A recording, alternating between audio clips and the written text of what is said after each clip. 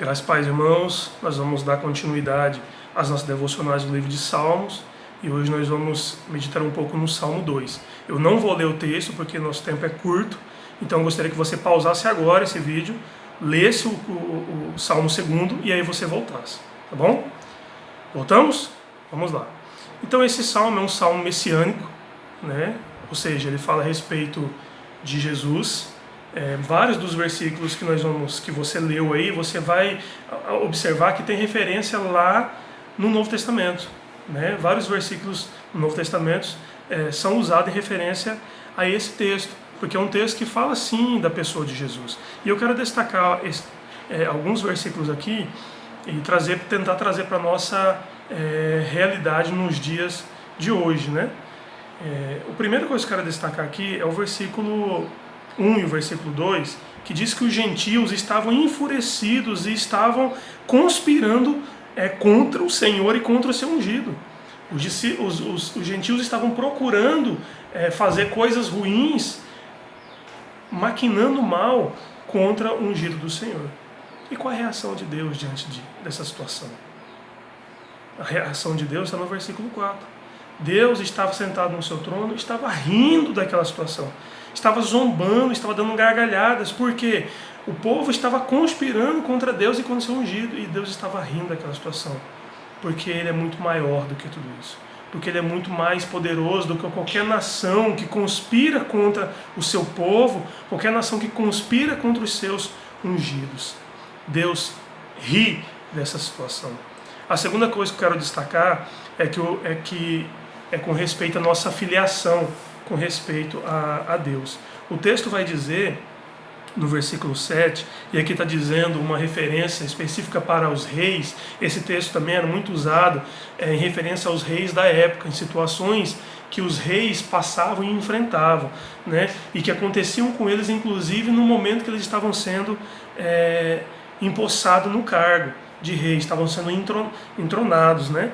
Então, no versículo 7, diz assim: proclamarei o meu decreto do Senhor, e ele me disse, tu és o meu filho, e hoje te gerei. Esse texto, em referência aos reis da época, era o quê? Os reis da época eram tidos como filhos do Senhor. Eles eram uma extensão do poder de Deus, uma extensão do braço de Deus com relação ao povo. Então o rei, ele tanto regiu o povo na forma social, na forma de organizar, na forma de governar nas batalhas, mas também ele era um instrumento de Deus para transmitir a vontade, a palavra de Deus para o seu povo. Ele era um instrumento em todos os sentidos. Então essa expressão era usada para o rei, mas também é uma expressão que é usada para nós. Nós podemos lembrar muito bem de João 1,12, onde o texto está falando a respeito do verbo da vida, e o texto de João 1,12 diz assim: mas a todos quantos o receberam, deu-lhes o poder de serem feitos filhos de Deus, a saber os que creem no seu nome. Receberam quem? Receberam a Jesus, o verbo da vida. Então todos aqueles que receberam o Senhor Jesus como Senhor e Salvador, deu-lhes o direito, deu-lhes o poder de se tornarem filhos de Deus. Então você é um filho de Deus. Eu sou um filho de Deus. Nós somos filhos de Deus, isso nos dá garantia. Isso nos dá bênçãos maravilhosas, que é a salvação em Cristo Jesus, o direito de estarmos com Ele na glória e de reinarmos com Ele. Uma outra expressão que esse salmo usa no versículo 9, que é com vara de ferro as regerás, lá em Apocalipse diz que quando nós reinarmos com o Senhor, nós reinaremos com cetro de ferro, né? Então nós teremos esse direito por sermos filhos de Deus. E uma terceira e última expressão que eu quero trazer para nós é a expressão que está lá no versículo 11. Servi ao Senhor com temor e alegrai-vos nele com tremor. Vamos servir a esse Deus com temor e com tremor. O que isso quer dizer? Que nós precisamos ter muito medo, muito respeito, muita reverência a esse Deus Todo-Poderoso. Porque Ele é um Deus que está sentado num alto e sublime trono. E nós somos os seus servos. Por isso nós devemos temer a esse Deus. Nós precisamos reverenciar esse Deus. Nós precisamos respeitar a grandeza, a magnitude e a santidade desse Deus. Nós precisamos entender isso. E é isso que esse salmo está dizendo. Servir ao Senhor com temor e alegrai-vos nele com tremor. E para encerrar, o versículo 12, a última expressão do versículo 12 diz assim: bem-aventurado todos os que nele se refugiam.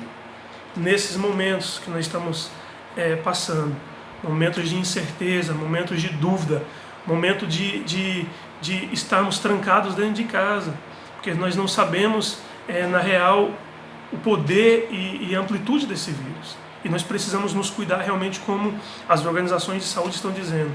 Nós precisamos entender que Deus é o nosso refúgio. Deus é o nosso lugar seguro.